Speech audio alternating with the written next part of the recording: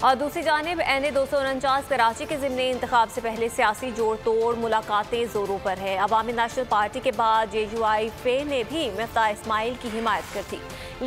लीगी रहनुमा मिफ्ताह इस्माइल कहते हैं इमरान खान के उम्मीदवार को वोट नहीं मिलेंगे।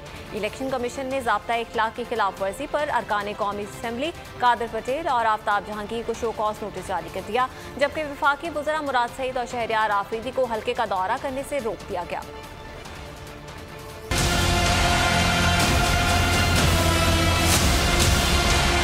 NA-249 ज़िमनी इंतखाब का शोर, सियासी जोड़ तोड़ और मुलाकातों का जोर। JUI के उम्मीदवार मौलाना उमर सादिक लीगी रहनुमा मिफ्ताह इस्माइल के हक में दस्तबरदार हो गए। मिफ्ताह इस्माइल कहते हैं नवाज शरीफ का बयानिया चल गया है, PTI को लोग वोट नहीं देंगे। जो हालत इमरान खान साहब ने करी है, महंगाई की जो इलाके के लोगों को परेशानी करी है, इस महंगाई से, बेरोज़गारी से और आमदनी कम करने से लोगों की, उसके बाद कोई भी ऐसा आदमी नहीं है हल्के में जो कि इमरान खान की पार्टी को सपोर्ट करना चाहता है। उधर इलेक्शन कमीशन ने ज़ाब्ता इखलाक की खिलाफ वर्जी पर PTI रुकन असम्बली आफ्ताब जहांगीर और PP के कादिर पटेल को शो कॉज नोटिस जारी कर दिया। ECP ने वफाकी वज़रा मुराद सईद और शहरयार आफरीदी को हल्के का दौरा करने से रोक दिया।